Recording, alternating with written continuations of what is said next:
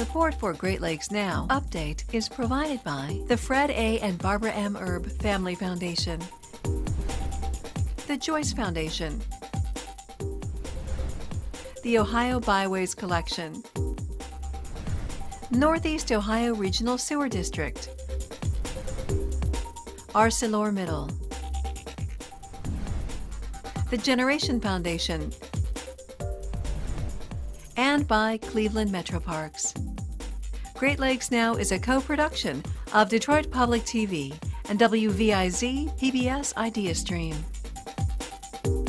Welcome to Great Lakes Now. I'm Christy McDonald. The health of the Great Lakes is not only scientific, it's political. We're in Cleveland, Ohio, the site of Great Lakes Week and also a battleground state in this presidential election. Among the problems, the studies, and the success stories, advocates want to know where the candidates stand on Great Lakes health and if it will be an administration priority. Today, both campaigns had a chance to weigh in. The Romney camp, a no-show.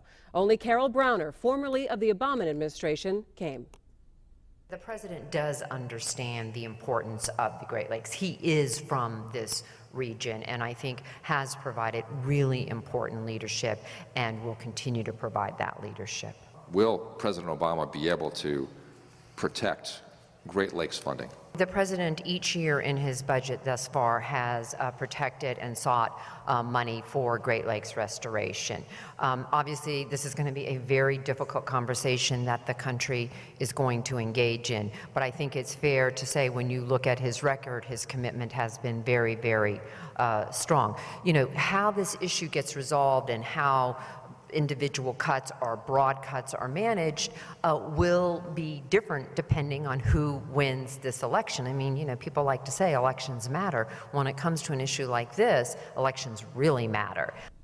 And elections do matter. Joining me now for more on the politics of it all is Andy Buchsbaum, the Regional Executive Director of the National Wildlife Federation, and Chris Evans from the editorial board of the Cleveland Plain Dealer. Gentlemen, thanks so much for joining me on Great Lakes Now. Oh, it's nice to be here, Christy. All right, so let's kick it off. You invited both someone from the Obama administration and from the Romney campaign.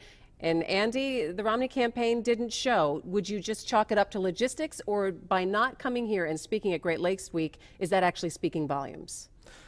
I hope it's not speaking volumes. Let's just start right away by clarifying.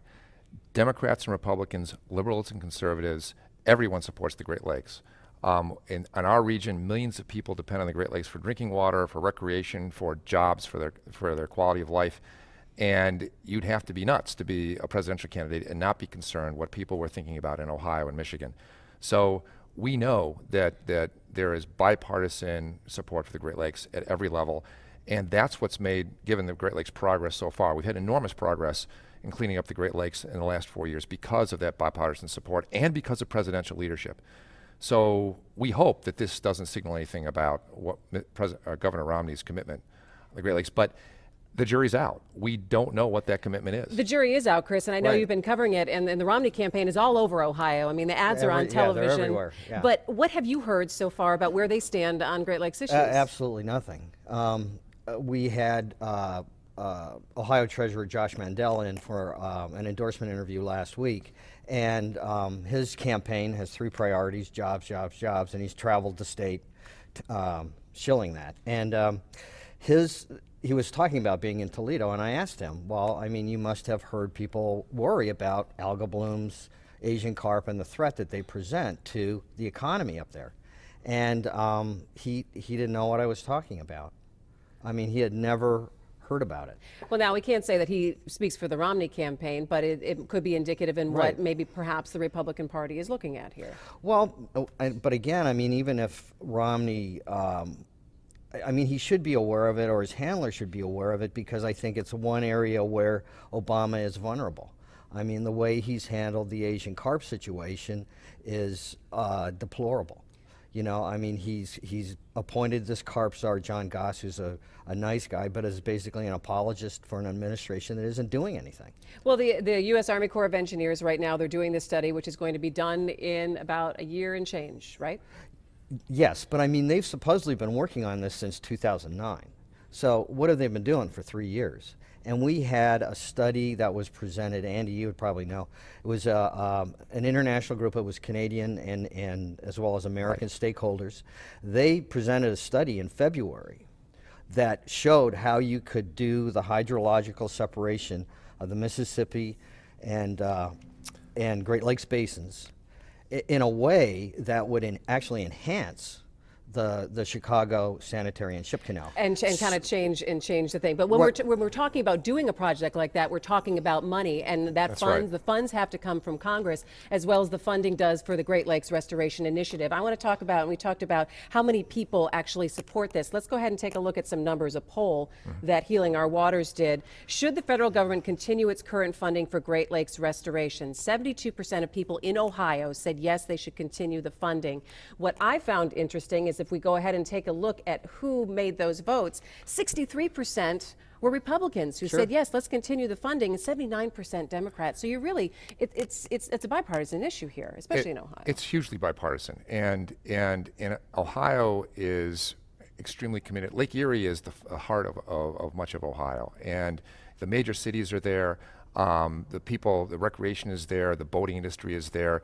There are so many jobs and so many people dependent on Lake Erie that the health of Lake Erie really helps drive the health of not just Ohio ecologically and the people's health, but also the health of the economy. So this is an absolute critical issue for any presidential candidate. You know, President Obama sent Carol Browner to speak to our conference. She's world-renowned. She came despite the changed circumstances that, you know, we all thought there would be a representative from the Romney campaign here, and there wasn't. And she came and continued to speak despite the changed circumstances. I think that speaks to the president's commitment to the Great Lakes. This has been a Great Lakes president. We have differences over some things, like the hydrologic separation barrier, but President Obama has a remarkable track record in unprecedented levels of Great Lakes funding and commitment. We want to know what he's going to do in the next 4 years if he's reelected. Even more so, we have a pretty good idea from his track record that's going to be positive. We don't know where Governor Romney is, and him not sending somebody today is a real problem. We are hoping that in the next 2 months we're going to be able to pursue both candidates, particularly Governor Romney, to find out where he is on these key issues. Governor Romney is going to be in Ohio tomorrow? Apparently, according to Andy, yeah. And do you think he's got to address this somewhere along the line? Well, absolutely. I mean, I don't see how you can. I mean, it's a $10 billion a year tourism industry. 3 million people, I think, get their drinking water from Lake Erie. Thousands of jobs. I mean, it isn't just a great natural resource. I mean, it's an economic generator. Is it hard to get people's attention, especially in an election year, to focus on the environment when they do have the economy that they're focusing on? Now, international relations has come into the forefront in the last couple of days. Well, I think you know, the environment and the economy are you're talking about the same thing. I mean, it's not just an environmental issue; it's an economic issue. And you know, for Romney to think that he can talk to voters here or woo voters here without addressing the challenges that Lake Erie faces and the whole freshwater ecosystem faces, it's not going to work. Andy, I'm going to give you the last word. What Chris says is absolutely right. The Great Lakes are an economic issue as well as an ecological one. 1.5 million jobs in this region are tied up with the Great Lakes. It's billions of dollars in payroll. The algal blooms that are making people sick and making it so people can't go swimming are also decimating the boating industry. You can't pull these apart. So if you're interested in jobs, you better be interested in Lake Erie and the Great Lakes. And also restoration. People are actually going back to work doing these restoration projects as well in construction. Thank you so much. Chris Evans, Andy Buchsbaum for joining us on Great Lakes Now. We appreciate it. Thank you, Christy.